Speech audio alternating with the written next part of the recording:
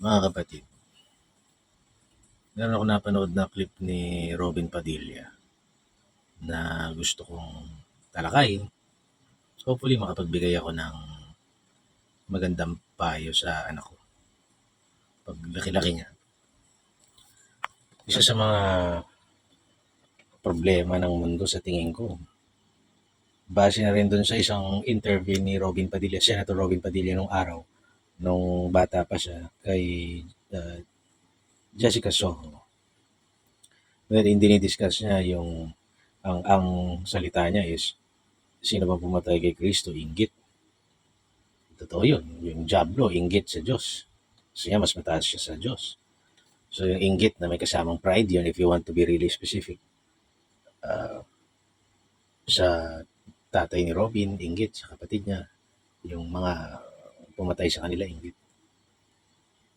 Alam niyo, pag nagpunta ka ng probinsya, at napapanood na rin ngayon sa social media, marami ng mga albularyo na content creators. Marami ron, naniniwala naman ako na maraming pinakulam dahil sa inggit. Minsan nainggit lang dahil buo yung pamilya niya. Minsan nainggit dahil maganda yung buhok niya. Inggit. Imbis na yung taong nainggit, pagpursigihan niya na lang na pagandahin din yung buhok niya. So, sobrang inggit. Pinakulam. Hindi na ako masyado magdadive dyan sa rabbit hole na yan, pero meron akong mga personal na kilala na talagang personal nilang nasaksihan yung kanilang kapamilya na lumutang. Nung namatay, lumutang because of something na may kinalaman sa kulam. So, I'll leave it at that. No? Um, sa lahat naman, sa politika, political survival, sinasabi, pero mostly inggit. Naiinggit ka doon sa tinatamasang kasigatan ng isang tao, sisirain niyo. Tingnan niyo na lang si Duterte. Imbis na pag-ibayuhin at tapatan yung kanyang kahusayan at katapatan sa bayan, ginawa na lang siraan siya para pag binaboy nila siya at napaniwala yung tao, doon pa lang nila maisisingit yung magagandang ginagawa nilang peke na maipakita nila na may ginagawa sila na mabuti. Kailangan may sisirain kang tao.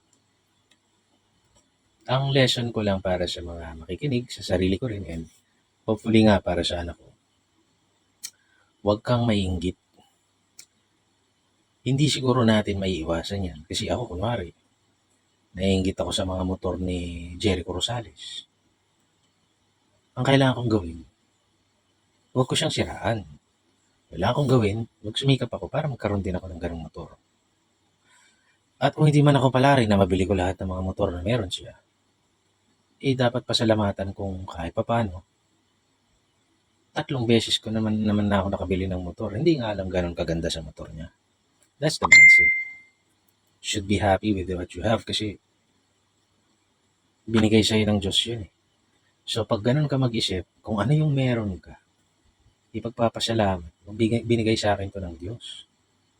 Rather than titignan mo yung wala sa'yo na meron sa iba, tapos sobrang bitter mo na hindi mo yun nakuha dahil feeling entitled ka ron, wala kang ano. Gusto mo, sisirain mo na yung iba. Pabayaan mo sila. Whether deserving sila o hindi, wala tayong pakialam doon. Whether God's blessing yan o blessing, sinanla nila yung kaluluwa nila sa masama, bahala sila sa buhay nila. Basta you pray for your kapwa, you be happy kung anong meron ng iyong kapatid, ang iyong kapitbahay. Kung anong meron siya, you be happy kasi yun yung tamang mindset. You want to be happy for the success of others. And you just pray that yung success na yun gagamitin niya sa mabuti. Kung hindi man, bahala na sila, bahala ng Diyos sa kanya. If you learn how to deal with that, yung ganong klaseng mindset, your life will become easier. Kasi iiwasan mo ng ikumpara yung sarili mo sa iba. Diba? And you will start to admire kung ano yung meron nila. Nagpapasalamat kang nakuha nila. Wow, ang ganda naman ng kotse ng kapatid ko. Wow, ganda naman ng girlfriend ng kaibigan ko. Wow, ang nakapasa yung siya. Dalangin ko na maging blessing sa kanila yan at kung ano mang nakakuha nila will also become a blessing to others. Wow, na-appoint siyang ganito, wow, nakapagtayo siya ng ganitong negosyo. Wow, sana may discount ako doon. Kung wala, okay lang din. Ganun ang mindset. And then, pag nakakaramdam ka ng inggit, wow, sarap daw ng buhay niya. Sana masarap din yung buhay ko. Magsikap na ako. And then, kung ano yung resulta ng pagsisikap mo na nakukuha mo, thank you Lord. Kasi minsan nagkakamali tayong isipin na entitled tayo sa mga bagay-bagay. Kasi, kung maaalala mo lang yung panalangin dati pag nagsisimba ako, Panginoon, hindi ako karapat-dapat na magpatuloy sa iyo, ngunit sa isang salita mo lamang ay gagaling na ako. Hindi tayo karapat-dapat. Kasi marami tayong pagkakasala. Pero tinubos tayo ni Kristo, di ba? Kung isipin mo yun sa ganong concept, tangina, karapat-dapat bang may cellphone ako na ganito? Kahit hindi siya moderno. Karapat-dapat bang nakakainom ako ng Coke? Yung iba nga walang pambili ng pag... You know, not to compare, no? Hindi mo na rin siguro dapat isipin na yung iba nga wala. But what I'm trying to say is, swerte ko may nakakainom akong Coke. Kasi pwede namang hindi. Pwede namang wala na lang tumanggap sa iyo sa trabaho. Pwede namang wala kang pagkakitaan. Pwede maging disabled ka. Pwedeng iwan ka ng pamilya mo. Pwedeng iwan ka ng lahat. Pwedeng may kapansanan, kasakit. Pwedeng bigla na lang sinanla yung bahay mo. Pwedeng nasunugan ka. Pwedeng every misfortune pwedeng mangyari. Pero because of Christ, every benefit na naranasan natin, tapos sasabihin natin kulang pa. Minsan oo, parang kulang eh. Pero kung iisipin mo, sapat naman. Di ba? Kadalasan nakakasapat. Though marami tayong kababayan talaga mas naghihirap financially. No, pero I mean, marami naman din sa atin nakakasapat. So what I'm trying to say is, if you are really grateful, pagpapasalamat mo lahat ng maliit na bagay, di ba? Wala kang relo, may kamay ka naman. Pwede namang madisgrasya tayo bukas, wala na tayong kamay. Pero sa awa ng Diyos, meron pa rin. So many things to be grateful for.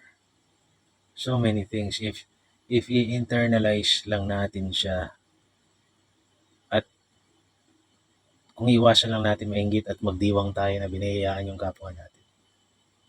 Ano ba yung kabutihang nagawa niya? Baka subukan ko rin gawin sa kapwa ko. Baka i-bless ako ng Panginoon. Although blessed naman na ako, pero baka, di ba?